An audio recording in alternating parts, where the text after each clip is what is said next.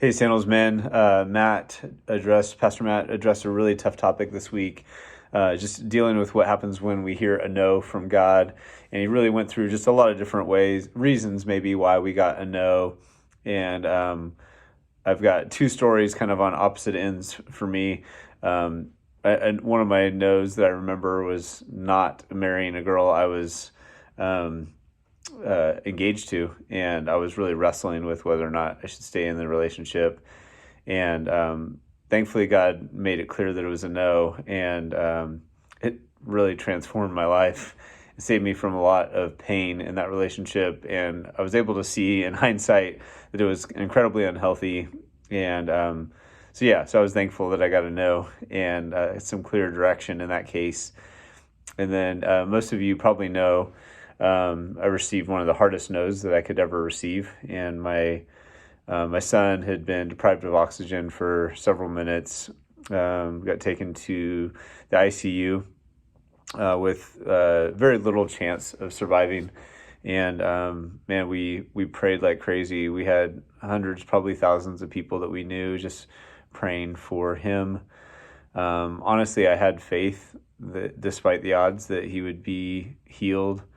I think to the best of my ability, I exercised as much faith as I could.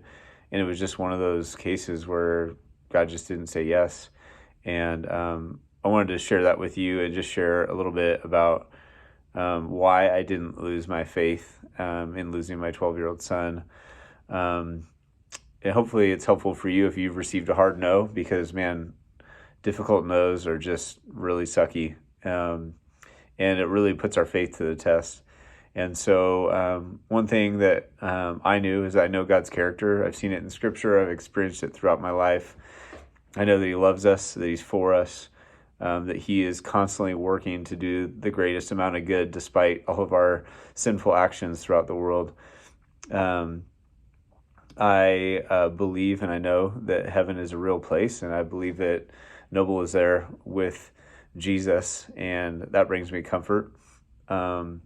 I know that people die every day, that nobody wants to die, and it's always too soon.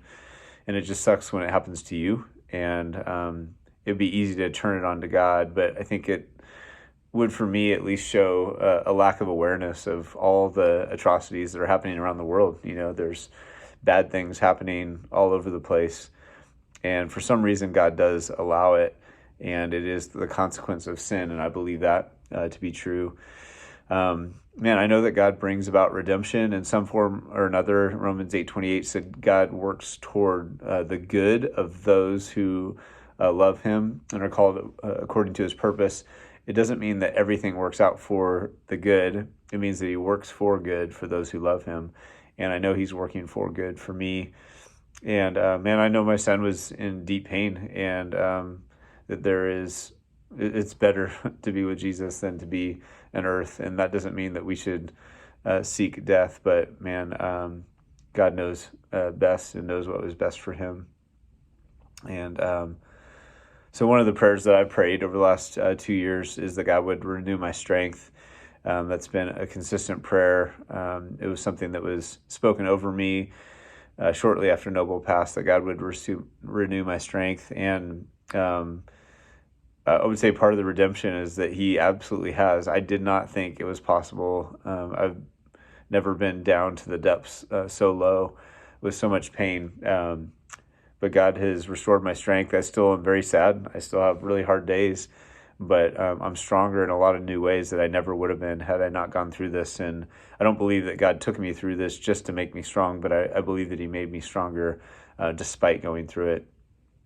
So I hope that's encouraging to you. I hope that you guys can have some really real conversations amongst your friends, amongst your group, and just invite people into the things that really make you question your faith, or make you really ask yourself, do I really believe in God even when things don't work out the way I want them to?